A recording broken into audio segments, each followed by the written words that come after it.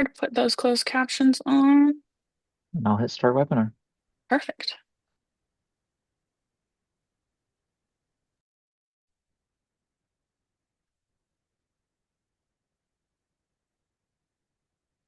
Good Okay. morning, everyone that is coming on in. Give it just a few more seconds. I know people are still cycling, but thank you so much for being here for today's Workforce Wednesday webinar. We are here with Dalton Byers, and that's not me. It says that, but Dalton is going to be on the ICSPS Zoom. My name is Mikhail English. I work for the Illinois Center for Specialized Professional Services, and today we are here with again Dalton Byers, looking at from hidden to heard, supporting students with non-visible disabilities. Before I pass it on off, I think we're about through cycling in. I do want to give a few little updates and housekeeping items. So, number one, this webinar will be recorded and it will have closed captioning. So, if you haven't seen that already, or if you're wanting to put that, you can click that in your bottom bar. Anything, any materials, the video that you are wanting will be put up on our website, the Illinois Workforce Academy website, within 48 hours. So if you're like, oh, I missed that slide, or I wish I would have taken a picture so I can look back on it later, don't you worry, it'll be there in a few days. As well as if you are wanting to unmute at any point, we'll have a few discussion sections. Just raise your hand. You can't unmute yourself. And so I can do that if you let me know through a hand raise, as well as if there's any questions, just type those questions into the box and I will make sure we get there. You do not have to wait for any discussion points. Whenever your question is, Dalton is totally okay with you putting it out there and we'll get it answered. Before I pass it on off, I do have some polls that I would like you guys to give a quick answer to. It's just two questions. It'll be quick, I promise. Gonna launch those. So that first question, which partner do you represent? Beautiful. And our second question is which or where are you located? Seeing a few, lots of Title One. Oh, Title Two is rising. And a lot of Northern Illinois and Chicago. Alrighty, it's starting to slow down in that poll. Share those results for you guys again. Beautiful. Alrighty, and at this point, I believe you're ready to go. Pass it off to the amazing Dalton. He's going to get his screen shared. Seeing some questions for film in the chat. Julie asked, good morning, just wondering why I have no video control. And attendees will not have the videos on during the webinar, just as a heads up. All righty. Trying to get controlled out of my visuals here. Okay. All right. Welcome, everyone. As Mikhail kind of mentioned, this is from Hidden to Heard, supporting students with non-visible disabilities. I'm Dalton Byers. I am an educational outreach and research specialist here at the Illinois Center for Specialized Professional Supports. I have experience working with the Blind Service Planning Council with the state, as well as previous work experience working with students with cognitive and learning disabilities as an academic coach and tutor in academic success office on college campuses, and as well as working in my master's program as a student affairs professional, learning about and supporting many students with various kinds of disabilities. And so I come from a kind of a background of supporting students navigating higher education, both as an institution as well as reaching their goals towards academic and social and professional success.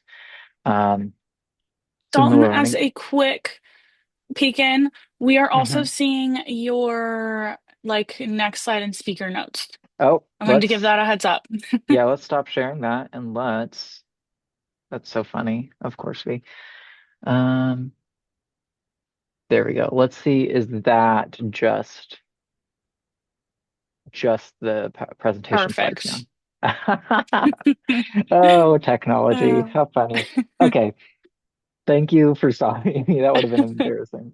of Okay. course, All doing right. great. So for the learning objectives today, I want us to all have a better understanding of the history and laws related to disability rights, understanding the context, the students transitioning from high school to college with disabilities, and specifically with non-visible disabilities, being aware of different types of non-visible disabilities and as be equipped to support these students in them navigating college transition, both academically, socially, and professionally.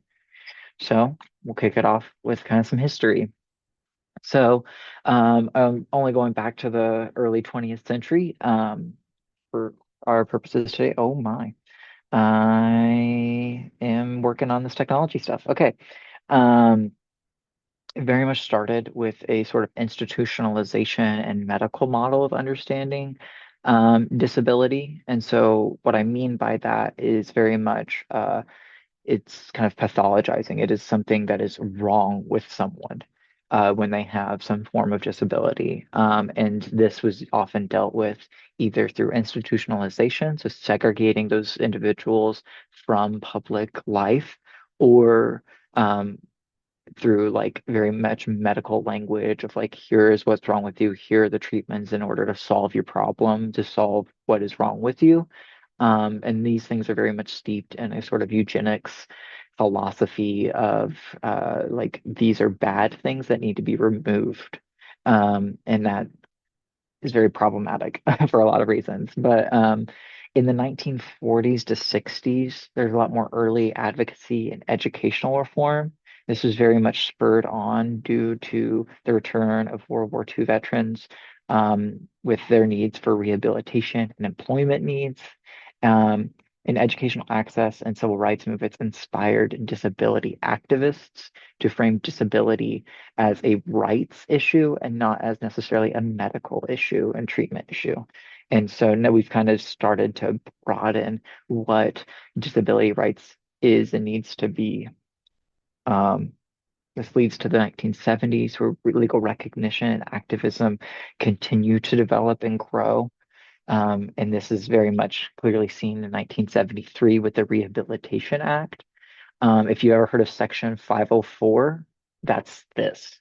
And so the first federal civil rights law protecting individuals with disabilities from discrimination in federally funded programs was established because of the Rehabilitation Act. And so um, this then was needed to be followed by a lot of demands for it to then be implemented, to be enforced.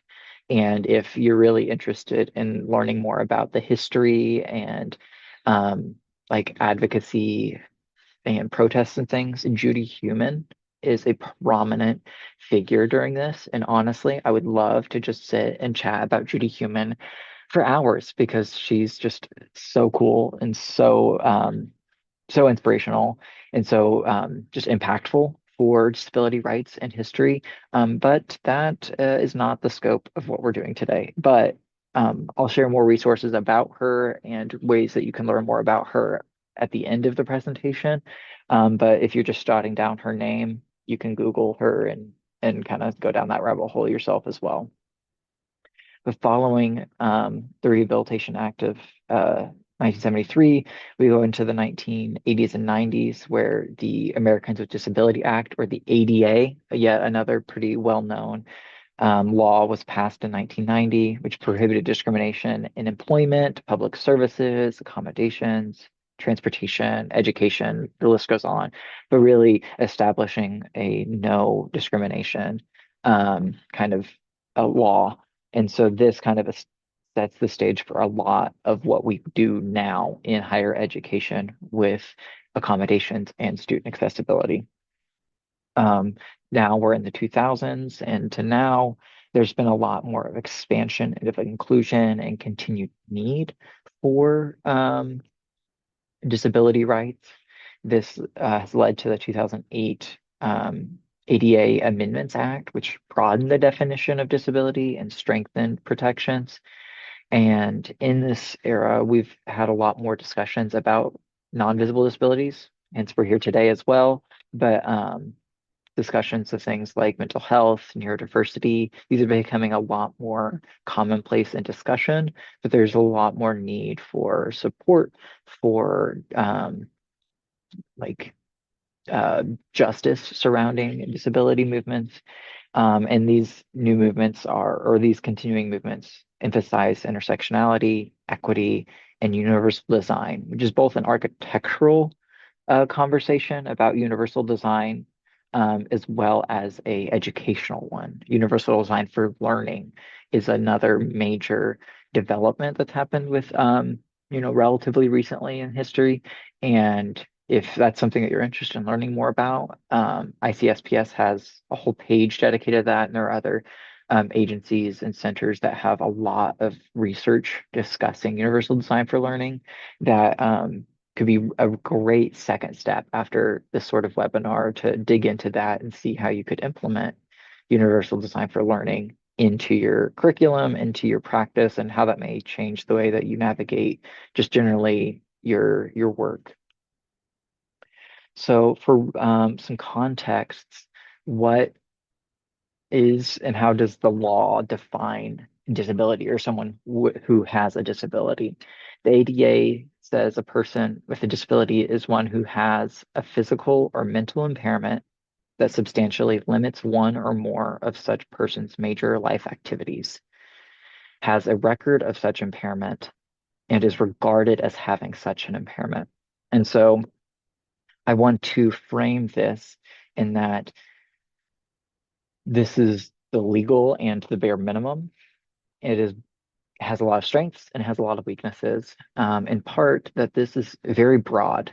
At no point could I really tell you what would fall in and out of this, in part because I'm not a lawyer, but also because, like, what does it mean for something to substantially limit as well as major life activities? These things become somewhat subjective, and that's where we'll need to have some conversations later in this webinar about what and how do we support students in articulating their disabilities and their needs and their strengths. And so I don't want to jump too far ahead yet, but these are some of the things that have to be wrestled with and like kind of chewed on and reflected on.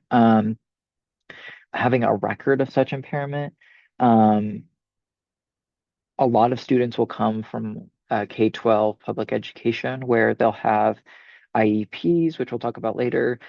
These are records, but they don't meet the standard for when it comes to college and university contexts, and we'll talk about what that means again later. But getting formal records can sometimes be a very challenging prospect due to either financial constraints, time constraints, finding professionals that uh, are knowledgeable about their specific disability can sometimes be cumbersome, dependent on location.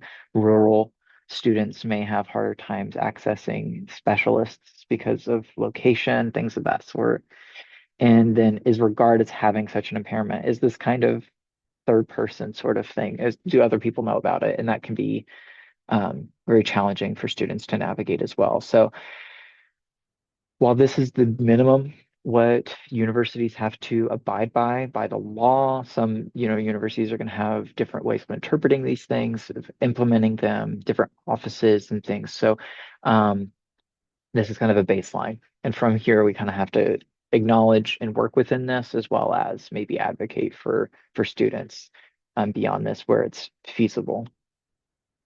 And so I don't know how many people we have here today, but as I was kind of going into the share and we've seen my technological prowess, which is not amazing, I saw quite a few people jumping in. And I'm gonna take a leap here that many of you care about disability rights and care about supporting students with disability because you're here today. So um, I am going to be sharing some data, to kind of maybe confirm some of those concerns that you have and that care that you have, as well as maybe things that you can be brought up to help advocate and convince others in your institution or your workplace that no, serving students with disabilities is important, it is valuable. And so um, the National Center for College Students with Disabilities has a research brief that they've published where they did a lot of research, articulated it that 70% of students with mental health disabilities were not registered to receive accommodations on campus. And of those, one-third of the students with mental health disabilities stated that they were not aware they were eligible for accommodations. And so that then leaves two-thirds of those students who may be aware or were aware that they had access to accommodations and did not um, register to receive them. And so that leaves us with a lot of questions of, okay, but why? Did they think that they did not need them? And were they successful? Were they right in that they did not need them? Was it too cumbersome? Were there a lot of barriers either at the institution or outside of the institution that made registering for accommodations like to their perception impossible or not beneficial enough to go through that? Or were there stigmas that were preventing those students from or discouraging those students from like seeking that out? And so those are things that we need to have conversations about to like really deeply reflect upon and then help those students maybe overcome some of those barriers where it's possible. And students with disabilities as a whole have a lower sense of belonging on college campuses. And this definitely leads to a lot of different aspects of isolation that frequently result in higher dropout rates, which we in the same report as well as in another, we see that students with disabilities are between 7 and 16% less likely to complete their bachelor's degrees. And so due to lack of accommodations, challenges, social isolation, and stigma, these students oftentimes do not persist. And so that is a large demographic of students that the college is failing in some way, or at least not being able to retain, which in some spaces, you know, the college, that's money that they don't get. Like, not to be too crass, but when we don't retain students, that is a big hindrance on colleges providing the service that they, ideally are seeking to provide, as well as students who've started but not been able to persist. That can lead to a lot of difficulties with financial aid and all these other things. So, not to beat that dead horse, but so this is especially prevalent for first year students who, with students with disabilities, drop out at a rate of 25%. And by the end of their first year, and 35 by the end of their second year. And so it's those two first years that are especially um, pivotal. And so that's why conversations about transition are going to be important, because we want to make that as smooth as possible to help those students get and establish the supports that they need as seamlessly as possible so that they do persist. And with that, then hopefully they can support other students, creating kind of an environment and ecosystem of inclusion, of support, and of like ease of transition. So why then are we talking about invisible disabilities? Some of these statistics apply with general disabilities as a whole, as well as mental health disabilities and other invisible disabilities. I think it's particularly prevalent because invisible disabilities can carry unique challenges regarding disclosure, accommodations, and recognition. And these unique barriers can contribute to a lower sense of belonging in students with invisible disabilities and can decrease their willingness or likelihood to seek accommodations. And so raising awareness, creating a more inclusive environment can help those students feeling comfortable in seeking support and advocating for themselves.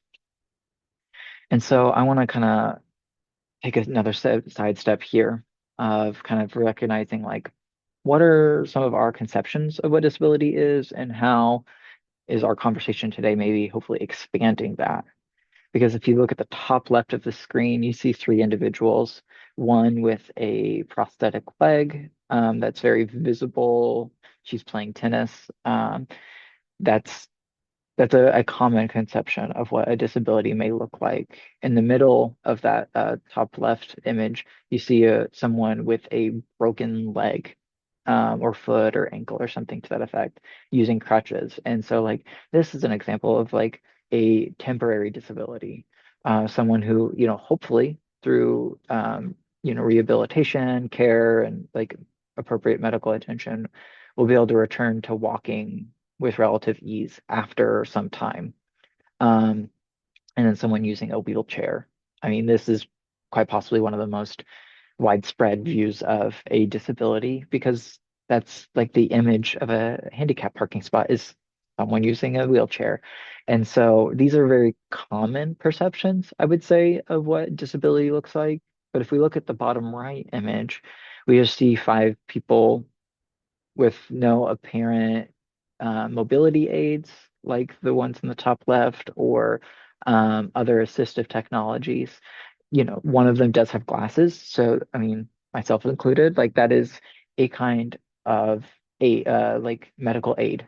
Your glasses are a form of medicine that allow you to see, to read, to engage with the world in a less inhibited way, especially depending on how poor your vision is. Um, and so that is an example, but many of the others may have non-apparent or non-visible disabilities that we don't necessarily see immediately.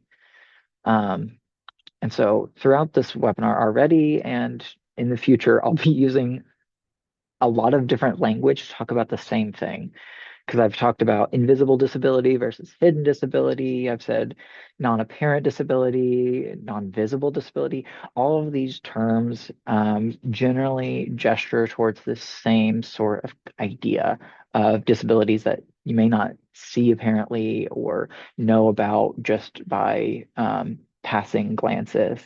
And so this is going to be kind of our first opportunity for people to jump in, to offer input and things of that sort. So if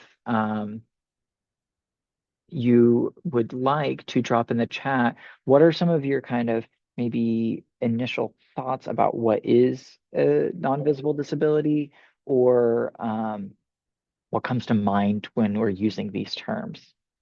You can drop in the chat, or I think Mikhail can unmute you um, if that's easier for you, if you raise your hand. Awesome. So we have our first hand, April. Oh, I'm gonna yay. unmute. Hi, oh, why am I not? Sorry, my camera's not working. Dalton, so a lot of my customers report that they have, an IEP in high school or a 504 plan. And Hmm. so when they transition to college, either at like the four year or the community college, they're not honoring like any kind of accommodations. So like they set up like note takers. And I just had a customer last week told me that they didn't honor like them being able to get the professor's notes or having a note taker because they said that no one was available. Like who do they call like when this Hmm. is happening? Yeah, that's a great question. And so, one of the challenges here is that yes, 504 plans or IEPs are not um, like sufficient records for like higher ed institutions for establishing like accommodations. So there should be an accommodations office so they have a different name at every institution, which is frustrating and only adds to the like kind of needless complications here. But like at Illinois State University, we have like the we call it SAS, Student Access and Accommodations like services or office or something to that effect. There should be I would simply just search something to that effect of like student accommodation services and then that university or that college. And then they should have a professional there that says, hey, like I have had this in the past.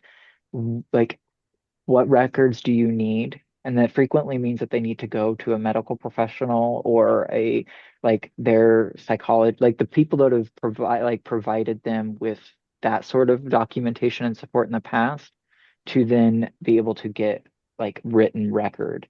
saying, hey, yes, the student does have this disability or does require these sorts of supports.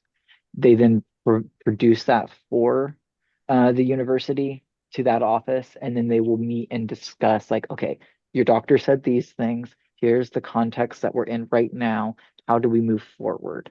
And so we will talk a lot more about that in the future as well, like later in this uh, webinar. But yes, like it's very frustrating because they have had these sorts of contexts where it's been like made pretty accessible to them in the past. The institution did it for them. That's Higher ed is going to put a lot more of that onus on the student to advocate and prove, which is uh, yeah, frustrating. Okay.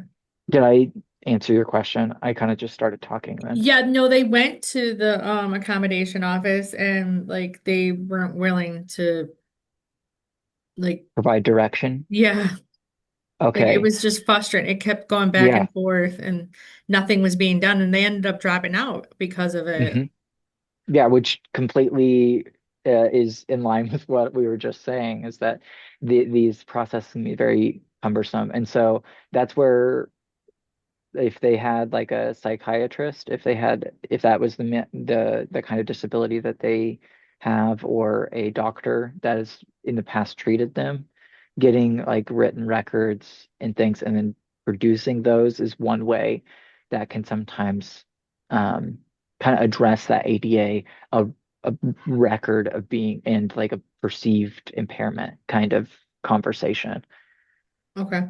which is where some of that weaknesses of that definition can lie, and that it becomes very cumbersome and labor intensive to prove something when, yeah. So Okay. thank you, April. I appreciate Mm. you bringing that up. Which, what you guys were just talking about when we're talking about medical records and how critical those are, that's also been mentioned in the chat by quite a few people, saying that Mm-hmm. this has been a battle since even the middle of the 90s, and making sure people know it's okay and that there is help when it is hidden. There is a lot of other examples of diabetes, depression, anxiety, Mm-hmm. dyslexia, learning disabilities, and how difficult those can be to spot and to test. Hidden Mm-hmm. barriers. Um, Titanium plate was one that was mentioned by Christy Smith, Mm-hmm. and the hip and the leg, more medical or mental health. But yeah, tons of Mm-hmm. stuff in the chat. There's Yeah. also Lisa Mm-hmm. who has her hand raised or their hand raised. Are you good for me that question? Yep. Okay. Cool. Okay, there it goes. Lisa, sorry you disappeared on me. You're back. Can you hear me? Yes. Yes. Okay. Yeah, my comment was about the students that have an IEP. Like the previous speaker was saying, we have a lot of students that come to adult education and report that they have an IEP. Our student accommodations office is very good about helping these students, but then once we do the handoff, the student is not used to advocating for themselves. They are not used to doing anything on their own. They're used to their parent or the school taking over. And Mm-hmm. if someone else is not being the person to take over or to go to their former school or to go to their former doctor, if someone else doesn't pick up the ball, then they just drop it. And so we're left with a student who has reported an IEP, it clearly wants or needs some kind of help, but when it's left to them to take care of it on their own, they're either not willing or not able to do that. And our accommodations office does want to help them, but they do need the student to take some action on their own. And so we have a lot of people that fall through the cracks just because they're not used to taking care of these things on their own. Mm-hmm. Yes, absolutely. And that's I got two sections, possibly, you could say three sections of this presentation are about that kind of differences between public high school, secondary ed, and then post-secondary, college, and things of that sort, where yeah, the onus really does move from the institution to the student, and we like navigating that tightrope of like, I want to support you, but you have to take that onus. You do have to take that action. And yes, there are a lot of barriers, and I need to help you navigate those barriers and face those with you. But like also, you do have to produce those documents. You do have to articulate what you actually need, because that student is ultimately going to be the expert on how their disability impacts their ability. And in a minute, I'll talk more about like, oh, so like each accommodation is going to look a little different for each student. And like, so they are going to need to be very active in that, articulating their needs and their strengths and their weaknesses in a lot of different contexts, which is really hard for anybody, but it is a skill that has to be developed. So I think you just identified a really accurate and key part of the conversation that needs to be had. Yeah, for sure. And Tina had just commented in the comments that parents need to teach their children to Hmm. advocate for themselves. And I totally agree, but we also get adult students who are now removed from their parents. Either they're living on their own or their parents were not heavily involved in the first place, right? Like the parents were not actively helping them. They were getting that help at the lower levels of school. And now that they're on their own, they're just lost. Yeah, exactly. And so yes, I feel like oftentimes I'm not a parent, so I'm not going to throw too many stones at parents. But yeah, parents being involved in education is proven through a lot of research to like really help students as a whole, inside and outside of disability, I would assume, in their success. But also, sometimes, yeah, I think Craig just said something about parents being in denial. When we're talking about these hidden disabilities, sometimes and we'll talk about this too, doing a lot of previewing here, but like that there's stigma around it. And so sometimes parents don't acknowledge that the disability that the students experience is in fact a disability. And so they don't acknowledge then that that student needs support, but instead that maybe they just need to try harder, or they need to stop being lazy. And so like, yes, parents need to be more involved. Parents, and also at a point when they're full-grown adults, which granted, in the context that I'm talking of, frequently they're 18, 19-year-olds. Yes, they are adults, and legally their parents are not any longer really involved in their education. So now, granted, that varies dramatically based off of, economics and many other things, but it's also now the work of the professionals in the student accessibility office, in student affairs, which is like, the dean of students office, or student activities, or housing if you're at a residential institution, and everyone at the college to support all students. And that includes helping students with disabilities, visible and non-visible, to figure out how to advocate for themselves. And so, and then at the end of the day, everyone's putting their head on their pillows. It is the student's job. Like, so yes, everyone needs to be chipping in, and that includes the student. And that's frustrating, and it doesn't always succeed.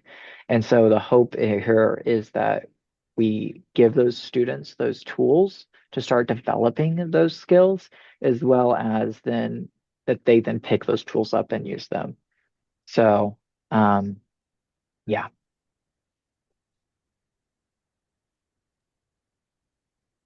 I think Um, one comment that we didn't necessarily touch on yet was mhm, by Britt, and they asked, would celiac disease be considered a disability since it requires a whole separate food plan? Is this something mhm, that you've run into before or know about? mhm. Yes, so I think this is where, thank you, Lisa. I'm gonna let you go back to the audience view. Well, you know what? I think I'll just jump to the next one, because it's actually, fun fact, on my next slide, celiac disease. So I'll start in that quadrant. So the chronic physical and autoimmune conditions, I would definitely consider very much a non-visible disability. Frequently because these students have to make lots of decisions throughout the day about how like is there going to be food that I can eat there? Do I need to pack extra food like around with me in order to make sure that I can be fed? Or do I need to like double check that make sure that food that's like advertised as, like celiac friendly or like things of that sort, no peanut allergy, things like that, is in fact actually that? Because sometimes, it's like, oh, it's technically celiac friendly, but it has this much percentage of like gluten or other allergens in it, so it doesn't meet a certain threshold. It's like, yes, but I'm particularly sensitive or something to that effect. And so these students, IBS or irritable bowel syndrome kind of falls in a similar category, have a lot of these like other decisions that they have to navigate, think through, and like process that maybe a student who can just kind of eat whatever. Um, so, I know when I was in college, I was like, okay, whatever they put in front of me will satisfy me and I'll be able to keep on with my day. Other students have a lot more decisions that can create a lot of just mental load on them. And so that relates to things like chronic fatigue and pain. Diabetes, I think, was mentioned in chat. These, and if I was kind of skimming through chat as best I could, um, and migraines are other examples. These kind of physical and autoimmune conditions all kind of file into this sort of space where the body is really involved, but it may not be apparent to others. And so it comes to that sort of idea of like, okay, like one day your disability may not be super apparent, even to yourself. Things are going smoothly, you're fine, and another day it may not. Um, I think we mentioned learning disabilities, dyslexia in the chat as well. Autism spectrum disorder, ADHD or ADD. These are, I think, becoming more widely discussed and maybe this is just me because I'm who I am, and so I'm in this area a lot. But these are other um, hidden disabilities that students would be navigating. Mental health conditions, things like anxiety, depression, bipolar, obsessive compulsive disorder, and PTSD, post-traumatic stress disorder, are other examples of. Um, I hope no one else can hear all of the office chatter. I apologize if that is. Um, so these are other kind of mental health conditions that may cause students to have barriers to access and entry that may not be apparent to outsiders. And then finally, I think one that people may not always recognize is sensory disabilities. It's things like low vision or blindness, hard of hearing or deafness are not always apparent to others. If an individual is in a context where they're not using their assistive technology or do not have any at all, their disability may not be noticed. And that can even include deaf and blind individuals. And so if they have a cochlear implant for a deaf or hard of hearing person, um, that may or may not be visible to you. It could be covered up. It could be visually seen. And so these are different things that individuals with disabilities, especially non-visible, have to navigate. It's like, do people even know what's going on with me? And oftentimes, no. And so um, that's kind of a struggle that may face. So this leads to our next question, and even more audience engagement. Is what are some reasons that a person with a non-visible disability might choose not to disclose it? So, what are reasons why? For sure, Craig, stigma is definitely one of them. Hmm. Shy. I do have it pulled up. It's when it starts getting like long and I'm talking to someone that I can't. Not knowing they qualify, I think that's a really important one, especially with some of the ones where it's like, is this a disability? Is this not a disability? and some of the conversations we have. Brooke, fear of missing out on potential opportunities. That's a great point and a really frustrating one because that kind of feeds into that sort of conversation of like, why would they not have access to opportunities because of a disability or accommodation, like seeking out an accommodation? It leads into that kind of stigma and some of the kind of structural things that um, structural assumptions that are had. So that's, I mean, accurate and also frustrating. Mhm. Yeah. Um, being ostracized, embarrassed, negative career impact. Yeah. And so that kind of leads into this conversation about like what like negative and harmful stereotypes. And so one that I think is particularly relevant, and I'm going to kind of speed up here. I deeply appreciated how much interaction we've had so far, so that's very good. But one that I know that I've even had in the past is that like I'm so totally OCD about this. Um, you can't see my desk super well, but like things do have a spot. And I like things to be organized. I want to know where I can find the thing I need to find. And I don't like a lot of clutter. Um, but I also have some pens that are kind of just like happenstance thrown to the side, or like I don't need like if this notebook is like that, I'm not going to be thinking about that in the back of my head the entirety of the rest of the presentation. I'm not going to keep it like that, but like I can ignore that. It is not a compulsion. And so sometimes when we say things like, I'm so OCD about that, or I'm so depressed, when in reality, we just have preferences towards certain kinds of tidiness, or we are having a really rough day, or even a really rough patch of time. Um, but like we get through it and we're fine. And like we didn't need supports and things like that. Sometimes we can then ourselves learn, even subconsciously, that individuals with these sorts of disabilities could just get through it and be fine without any supports, or teach others that, oh, well, Dalton, he doesn't like he's really OCD about that, but he can just ignore it. So you can too. Or I remember when I was depressed and then like I just kind of went back and started doing my like hobbies and then like I was fine. These sorts of assumptions that you can just power through because we use that language about people who it doesn't fully apply to can really lead to um, that stigma, that fear of being ostracized because individuals who do have those disabilities can't just always just power through. And so these are ways in which, yes, like language can be harmful and it can teach us things about people that it's not actually true.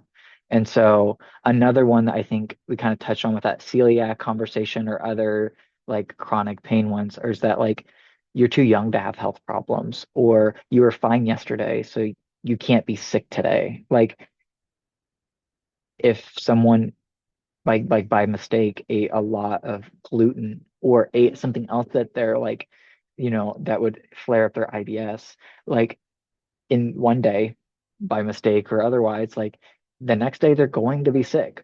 And like that didn't matter that earlier that day they were fine. And so, and also, youth does not protect you from disability. And I will elaborate on that later, but yeah. So I want to make sure I leave plenty of time for Q&A. So we've talked about this a little bit, but I want to just kind of reiterate that like in the past, or like for these students in high school, a lot of that was based off of like the institution. The school identified students through assessment who needed these supports, created individualized educational programs, which are like written goals to address the students' needs. And they like their parents were included in that, and like other professionals were included in that, and then they did not necessarily even have to go to these meetings to discuss these things. And so then they kind of, it was a black box of supports were like fabricated in here and then just applied to me. And I just kind of reaped the benefit of that. Um, and in high school, students has the right to a free, appropriate public education, whereas in post-secondary and college and university context, students have to self-identify and disclose because universities, you know, do not want to discriminate and things of this sort. Like the students have to come to the institution and say, I need supports.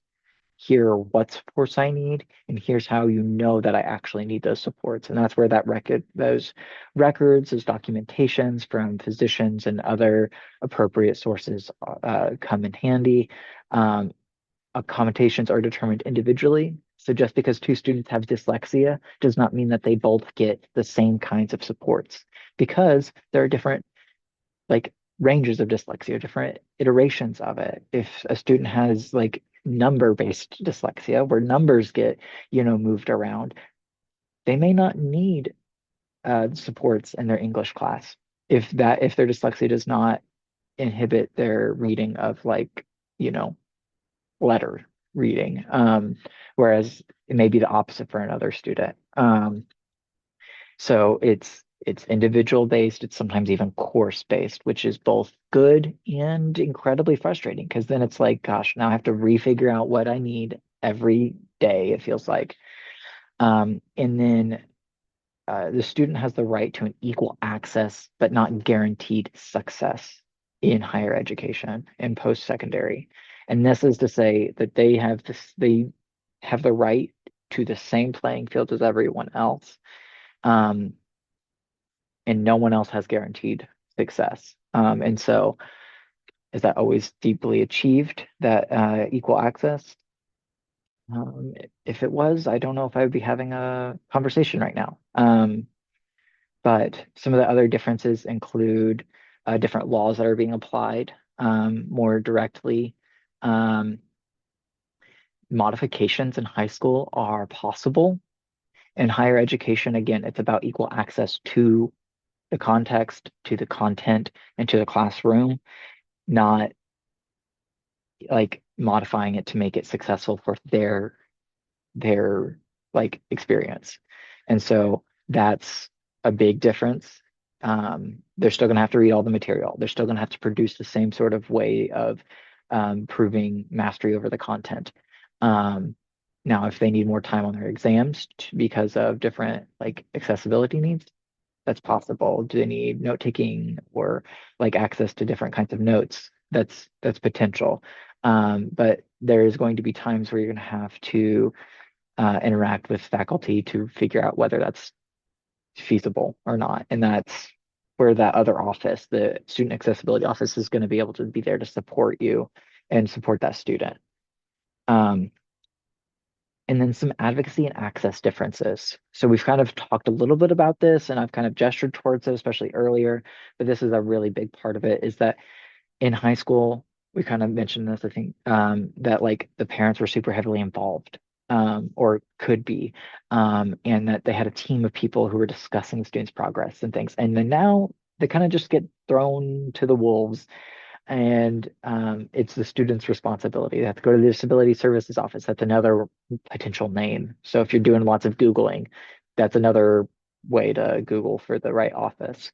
Um, and parents no longer have access unless the student like gives them written consent. And even then, it is still the student's responsibility to initiate connection, to make decisions, to file paperwork, to do all of these things. And faculty members, unlike teachers, are not going to be interacting with parents almost ever. And so it's very much on the student to be a liaison between the faculty and the support office. And so the student really goes from um, frequently dependent on the institution and parents providing support to independent. And very independent. And that's a huge adjustment alongside a lot of other things, which is where I'll talk about the transitions. And so, yeah, like as I've said, like that student is going from being able to have a lot of support from others to them to now having to identify, to develop, and to like be a full adult. And sometimes that feels very much like instant.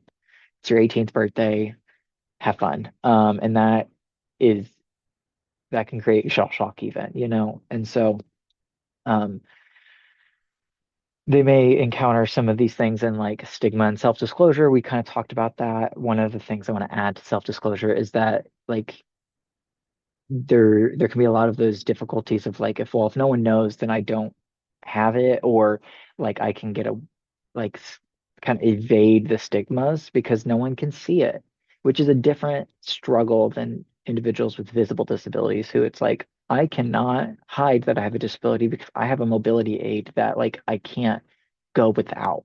Like if you're a wheelchair user, it's not like you can just hide that fact. Whereas if you're someone who struggles with like PTSD or dyslexia or like some sort of chronic pain illness, like those are things that may or may not be able to be hidden to varying levels of success. And so, thus, can you avoid the stigmas? And so, that's a decision that students are making and may inform why they don't seek accommodations and things of that sort, which, you know, is a bind that they are in. Um, they're now independent and have to navigate executive functioning. Um, and this is, you know, especially relevant for uh, like ADHD or autism spectrum disorder, things of that sort. Like there's a lot of new environments, PTSD especially too, like dorms, dining halls, clubs, cultures, and events that could bring new sensory experiences and unexpected triggers for these students. And so they may not be prepared for that. I remember hearing from a professional in the field with autism who was like, yeah, I was in the dorms and I did not realize that like Notre Dame was this big of like a football college. And so like on the weekends, my dorm would shake or I could feel the like celebration at the stadium. And so she had to navigate like first regulating herself through that experience and then figuring out, okay, is that too much for me? Do I need to go to a third locate like a third place to like go to a coffee shop or something to like not have to navigate that? Do I need to go home on the weekends because like that's too much? Like these are all things that individuals with like hidden disabilities frequently have to like negotiate with themselves and others to figure out how they can access and persist in a college campus. Um, yes, executive function it can be a huge barrier. Different teaching methods. College professors are, you know, they can vary in how they teach. Even one specific professor can teach very differently based on like a 100 versus a 400 level course. But a science course and like a literature course may go from being very like worksheet or like, you know, very structured, clear, concise communication to very discussion and like meandering sorts of lecture styles. And that could really challenge different students to figure out how they can access the content differently. And so that's where those accommodation sources need to be defined and redefined differently. And then finding connections. Again, similar to that earlier conversation, that student didn't have access to building strong connections around football games because they, like in sensory input, could not like handle that. And that's okay. Like not everyone needs to be a football person. I am not a football person. But like they needed to find other avenues of creating social connection on campus. I'm seeing some chat things, but I don't know if um caved. One of the next one, Madison, talks about how that kind of situation on a college campus can, Mm, or really anywhere, can really steal a safe space that was really carved out on campus and should have that mhm. comfortability from Yeah. personal And experience. yes, and that can be especially difficult, I think, on small campuses when there isn't as much literal geographic space to go to a different spot. Like I went to a very small college, and if we had a stadium like that that was making that much noise, I'm like, there's nowhere I can go on campus that's going to be any quieter than anywhere else. Um, but yeah, so that can be a challenge. And so helping students find other spaces, and that can be hard if the only other spaces are places where you have to buy things to stay there. Like, you can't just go to a coffee shop usually and just hunker down for hours without paying, you know, for coffee or things of that sort. So helping students find places that are accommodating. Maybe lower sensory inputs, things like that. Sometimes offices on campus can have that if the campus is large enough, especially. So yeah. Um, so what do students need to know and do? And this kind of relates to that, like, well, I wish parents would have taught them this, or why is the accessibility office not like teaching them all of these things? And in both cases, like yes, and those people should be doing these sorts of things as well as the student hopefully can then develop those things on their own as well as through supports. And so a big part of this is assessing their own strengths. So they need to reflect on that IEP plan that they may have had or may not have had. Some students do come to college and this is the first time they are accessing supports. Because in high school they kind of figured it out. It was fine. They had systems that they created that made it work for them. When they get to college, that may not be the case. And so they need to assess what worked in the past. And this is a recurring event, and sometimes recurring daily or hourly, but frequently between courses and especially between semesters, like what worked? You know, did extra time on the tests actually help? Yes, it did. Like I always used a lot of it, if not all of it, or like when I didn't use it for any reason, like I never got to really complete the test, or when I did complete the test, it's because I rushed because I felt like I like couldn't concentrate, so I just filled in answers. And like that's not equal access to being able to show your mastery. And so helping students being able to assess their strengths, things that they are good at, as well as the things that they need support in. And how to contextualize that. So self-awareness is hard for everyone, but especially with these students, it's going to be a really important skill to develop and to grow some mastery on. Communication and self-advocacy. So we need to work with these students to help them articulate exactly what it is that they need. Um, Sometimes students aren't the best communicators. Um, and they kind of just send really brief emails, no punctuation, no clear ask, no clear defining of what's actually going on.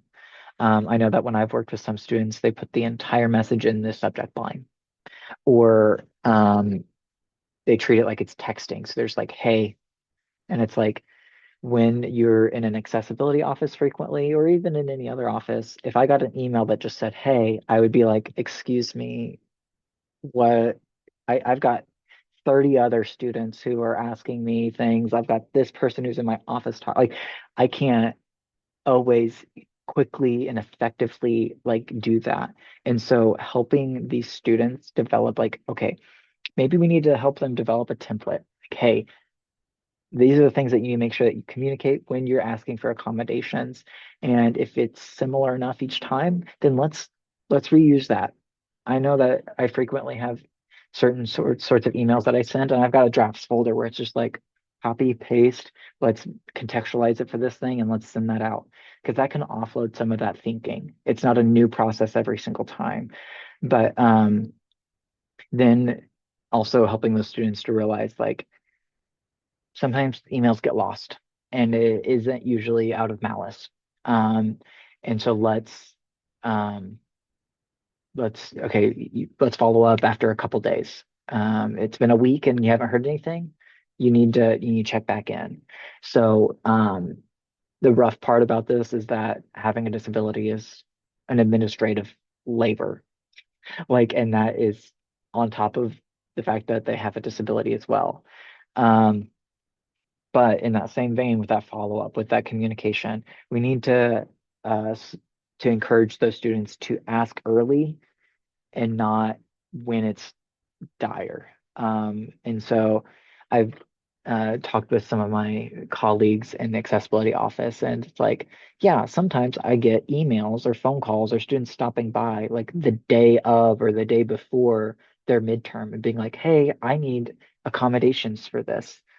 Um, Thank you. And it's like, I cannot go through that entire process with you today. In one part, because I'm working for all of these other students who it's already defined, who we already know what they need, and I've got all that labor that goes into that. But also, like, I have 1,000 questions for you, and you can't answer them all right now and immediately. And like, so start early, and sometimes that can even mean like starting in like July or August, before the semester gets started. Just start with quick checks like, hey, like this is what's been in the past. Like, what do you need? Here's what I have already, and this is what I think I need. Can we set up a time to talk? Um, because that's when you can then individualize it. And there may be lots of back and forth. And so starting early gives you the time to do the back and forth. Um, and also figure out who you actually need to talk to, because higher ed, excuse me, is not always the most simple, clear, and well-defined network of individuals. And so sometimes it takes time to figure out where you even need to go. Um, and then to build your support network. And this kind of leads to, I think, the call to action. The big thing here is that that includes peers, like other students with disabilities who've navigated it, non-disabled students who are friends and who want to support. This includes mentors, faculty, staff, non-institution related people, family, friends, and even you, whatever role you all find yourself in today. Um, you are can be a part of the students support network and advocate and encourage, and maybe sometimes you're like, hey, well, have you talked to this person, or like providing support in that moment. So some things that I want you all to know. If you've forgotten everything I've said so far and you are jumping off this call right now, hear this: that disability is the largest minority group in the United States, and it is considered a minority group, but literally anyone at any time can, and I'm going to say will, become disabled at some part of your life. And it may sound a little ominous, but disability will find you. Um, and it does not discriminate against race, ethnicity, age, socioeconomic status, or any other distinction that we like to imagine in our society. Disability will impact you. And so if for nothing else, support others and help create more accessible systems, because you will benefit from it. But that is not quite a threat, but a warning. Um, so we Just a talked about this. quick Yes. question in the chat, if now's a good Hmm. time. Yeah, go ahead. Um, Lisa mentioned or had stated, you mentioned students that are accessing accommodations the first time. What if you have adult students that have not been officially diagnosed by a professional but seek assistance? Yes. And so I think there are kind of two major approaches to this. Thanks, Lisa. Um, One, obviously, is I think if we can find a way for that student to get formal diagnosis, or other like avenues of being able to then go to the disability service office with like proof, and thus receive accommodations via the entire institution. That is ideal, because then then the institution is held accountable to support that student. But early on in this conversation, during the history section, I mentioned universal design for learning. And that leads to like this sort of conversation of how can we like support students, all of us, to learn in a way that is enriching and accessible to everyone there. And that goes beyond just accessibility and disability, but it very much is inspired by and was like as a catalyst by disability rights. And so talking about how, okay, is my classroom or are the processes that I like have in my classroom or outside of my classroom accessible to my students? And that includes like PDFs, like the very much like literal accessibility things, as well as like, are there multiple ways of displaying competency and mastery on the topic? Um, if a student is really, really shy and or has like social anxiety or these other things, um, and thus like big classroom discussions are not going to be very approachable for them. Now, granted, sometimes like everybody's got to talk at some point, and maybe there are other ways, but are there other avenues for them to um, access the content? Um, have a good day, April. Um, but so there's both the formal in that the institution provides extra time and things of that sort, but also the kind of contextual, the immediate, what can you do? And that makes making your classroom, making your office as accessible as possible and as cognizant. And then sometimes it just means slowing down and just letting those students navigate, to think, to chew on things, and to be able to like communicate that, which is really hard because we frequently exist in spaces where especially in adult ed, where it's like, okay, well, we got to get things done. There's a lot of grant funding that relies on deliverables that are on timelines that are on requirements. And so it's that balancing act. And so sometimes that means developing relationships with different offices so that you know exactly who to send the person to, especially the person that you know that gets stuff done. And so if you know in your accessibility office that there's one person that like, no, when they talk to them, they know, or you can like have a conversation with them, be like, oh, well, if you go to this clinic, they have doctors who frequently work with us, so they know the kind of bureaucratic like terms to use so that the accommodations office can like use these things. So sometimes it's about collaboration and networking as well. So great question, Lisa. Um, so what you all need to know. Helping students develop self-advocacy. We kind of talked about that a little bit, but it's on that side of just like sitting with them, asking them those like tough questions. And sometimes that includes you just may only need to help them in the moment. I think of like if there's a student who is using a wheelchair and they're asking for help, like I just need to get up this ramp, but it's particularly difficult because it wasn't well salted and it's icy. Like maybe you, if able-bodied and capable, can like help them navigate that. That same principle can apply to students with non-visible disabilities. And so sometimes it isn't about, oh, well, sorry, you don't have the papers, so I'm not going to like help you at all. It's about, okay, what can you do? Is it possible? Is it feasible in this moment? Then we can just do it. And then obviously, then now let's go back and let's figure out how we can make that a long-standing, like clearly that helped you. Clearly it made it an equal opportunity for you. Let's find a way to make that permanent. Creating an inclusive environment. I talked about that with that universal design for learning, but also how that kind of applies to um, like classrooms, like sharing materials in advance, varying how students can participate, um, things of that sort. We talked about, so receiving disclosure well. We talked a lot about stigma earlier. So first of all, deconstructing some of your like bias potentially against students with disabilities. And when someone discloses that they have a disability, that is not the end of the world. Um, that is simply an aspect of their identity, something that they are navigating, and maybe they themselves are still trying to come to terms with. And so your role is to, I think, receive that with compassion, with um, like giving them the space to determine how that conversation is going to go. Are they distraught? Then that may require one kind of response of compassion, of like, okay, I see you, I hear you, it's gonna be okay. Let's figure out how we can tackle this. Or they may say it so offhandedly that you almost miss their disclosure. And it's just like, well, it's just a thing about me. I'm just moving on. And it's like, okay, all right, yeah. All right, you've determined that we are like, I don't need to freak out about this. So let's just keep moving.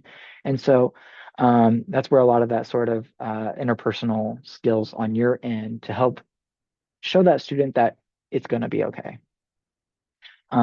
General accessibility matters. I kind of talked about this, but PDFs, things like that. Um, and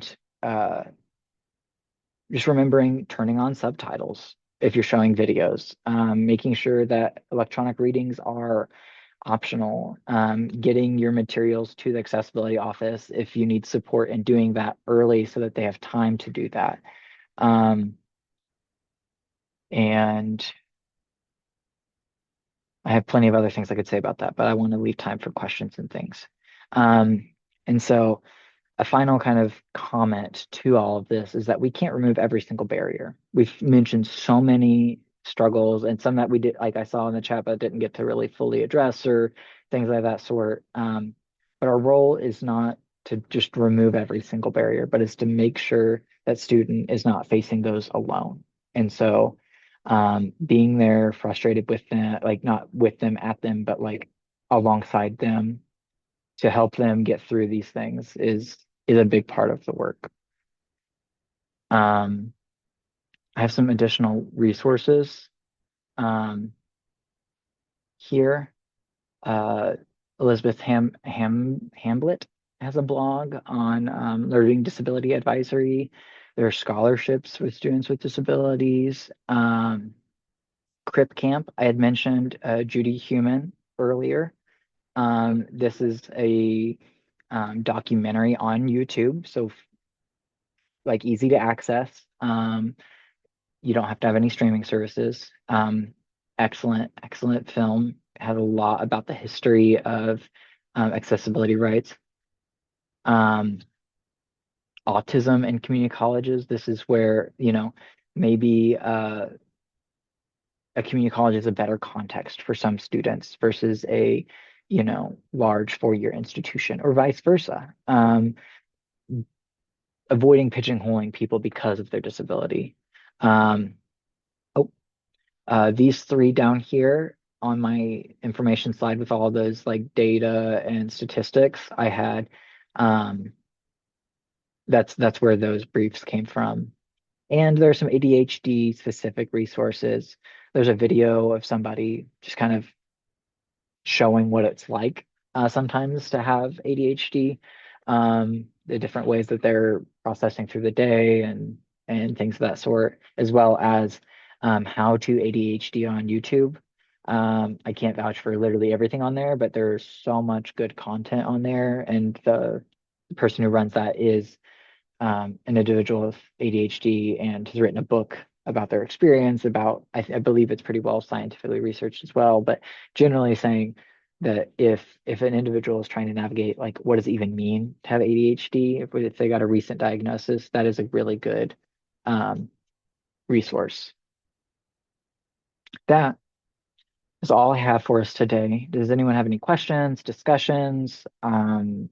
We've had a lot of really good engagement and I've deeply appreciated that, but I am here and I am yours. So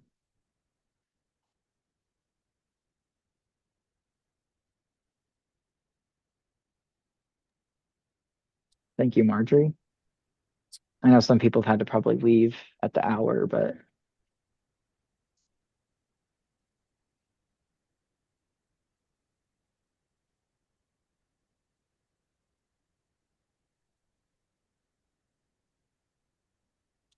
okay. A lot of lovely praise in the chat. You did a wonderful job.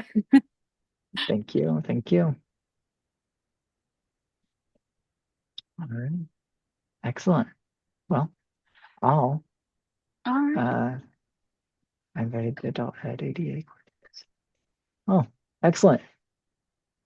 Well, thank you, Tara, for inviting the adult ed ADA coordinators, and I thank you, coordinators, for the work that you do to support students with disabilities. It is not easy or simple work. I know that it takes a lot of effort and both mental emotional labor as well as bureaucratic and logistical labor. So thank you all for that.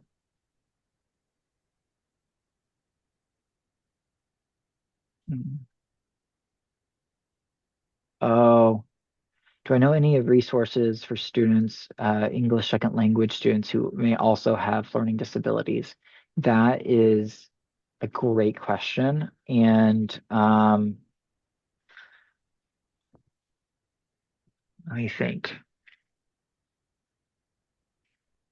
I don't know if I have anything specific. And so I'm going to address that gap in my capacity, because that is definitely a population that needs probably even more support. So this is me writing that down so that I can do more research on how to support those students more effectively. Um, yeah, but hopefully um, coordinators and accessibility office individuals will have some resources. Sometimes uh, like cultural centers on campus may also have ESL services or like advocacy. So those are individuals that may be able to speak to that as well in the meantime. Um, yeah, but I want to be able to speak to it myself too.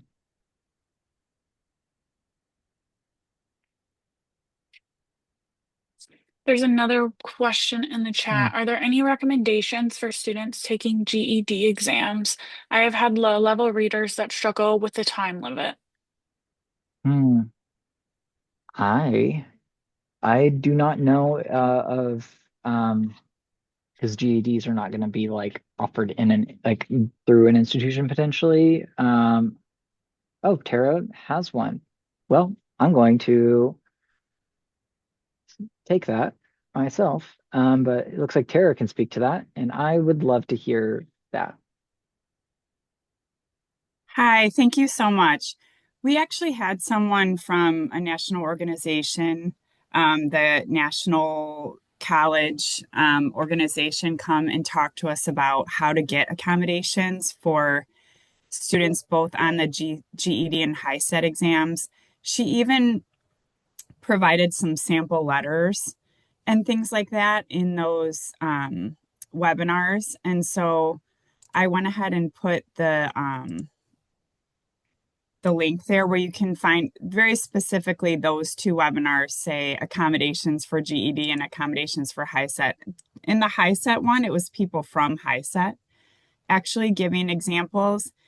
And then in this link that I put here, that's also on that resource page, um, that's where there's some general advice about accommodations for adult ed students. So I know it says ABE, ASE students, but there are also some thoughts in there about ESL students as well. So, and she's from the National Center for College Students with Disabilities. Her name is Jennifer Montag. So there should be three webinars there to help people Mhm. kind of look at some specifics and hear from some experts about accommodations on those exams and then in general. Thank you so much, Tara, Oh, sure. for I just thought I'd pass it along. She came and did webinars for us. So yeah, absolutely. excellent. And Marty had made a comment that accommodations are available through GED.com. So I'll add these to the additional resources slide before sending those along to be put onto the website. Um, so uh, so that people maybe who left early don't miss out on that. Um, but yes, thank you all for contributing your knowledge to this conversation as well, and the thoughtful and um, the good participation that's makes for a great webinar.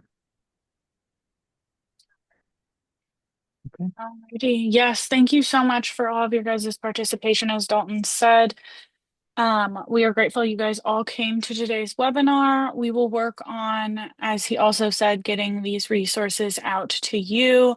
Tomorrow, I believe within 24 hours, you should be getting an email just with these resources as well as a survey. If you would like to give us feedback on how amazing Dalton did, as well as different things that you are wanting and looking for in the rest of these Workforce Wednesday webinars. Other than that, that is all that we have for you today. Thank you again for coming.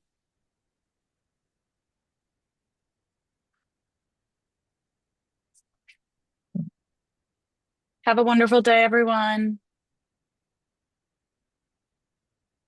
Bye.